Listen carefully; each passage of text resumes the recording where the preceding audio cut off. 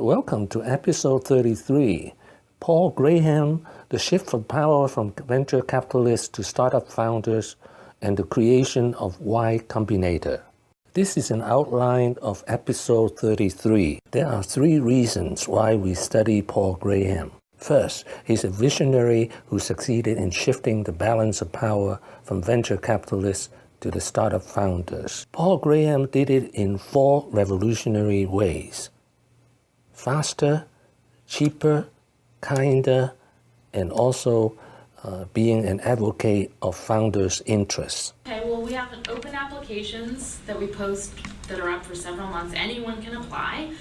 It's about 35 questions, and you apply, we review all the applications, we invite a subset of those to come interview with us at our Mountain View office.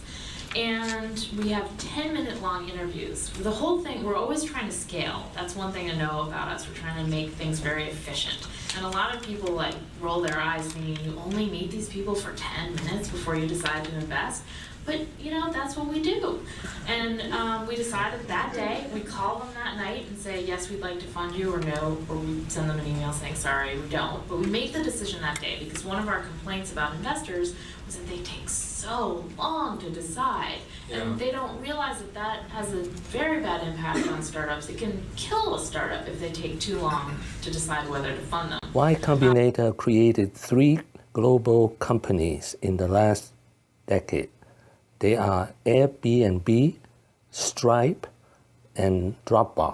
Y Combinator also created 7 self-made billionaires as of 2017. They are Paul Graham, Brian Chesky, Joe Gebbia, Nathan Beharchik, Patrick Collison, Henry Collison, and Drew Houston. Paul Graham, the early years, 1964 to 1990. He was born in Weymouth, England in 1964.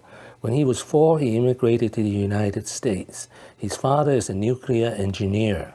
He grew up in Monroeville in the suburb of Pittsburgh. He graduated from Cornell University. In 1990, he earned his PhD in computer science from Harvard University. The first thing that struck me, Paul Graham is a world-class programmer. He wrote 2 books on Lisp, one of the world's first artificial intelligence language. He's a far better programmer than Bill Gates. Unlike Bill Gates, Paul Graham has the kindness of Benjamin Franklin. Here's a quote from Paul Graham. "We think the way of the future is simply to offer hackers the best possible deal." Paul Graham became a millionaire in his 30s. In 1995, he co-founded an online store for merchants called ViaWeb with his friends from Harvard University. In 1998, ViaWeb was acquired by Yahoo for $49 million, making the 3 founders millionaires. ViaWeb became Yahoo Store. Y Combinator was born in March 2005 in the kitchen table of Paul Graham. There were 4 other co-founders, 3 of whom also worked on ViaWeb before. The most important thing for a startup is make something people want. Y Combinator started as an alternative to summer intern with a scholarship for 3 months in Boston. Oh my God! And your role, yeah. Here's a picture you can throw up. You know who that is? That's Sam Altman, Alexis, Steve Huffman, and Justin and Emmett from Twitch. What year is that?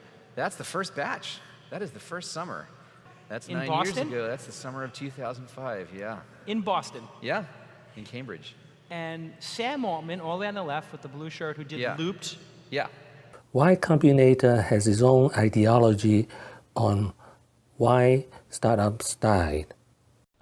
And so people were like, oh, this is going to be, Google's going to win. This is a joke. Pulled their term sheets. Google was 3 years late on their product, and at that point, Dropbox was off. So don't worry about, I think, previous failures or potential new competitors, I think, is the takeaway. It's just if you believe in the product and the market is there, you can still win. people talk about their competitors more than they talk about their own companies. There's this thing that we say at the first YC dinner every batch, which is that most of the time, like 99% of the time, startups die of suicide, not murder.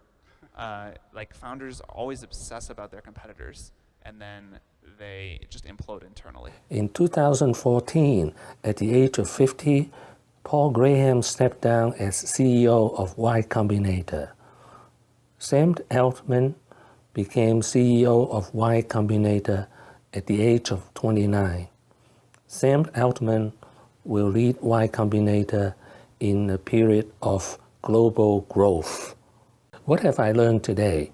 The economics of startup has changed a lot in the past decade, mostly in favor of the founders.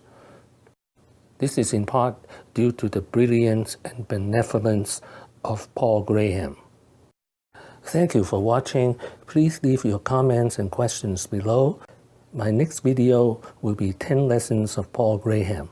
Wishing everyone peace and prosperity.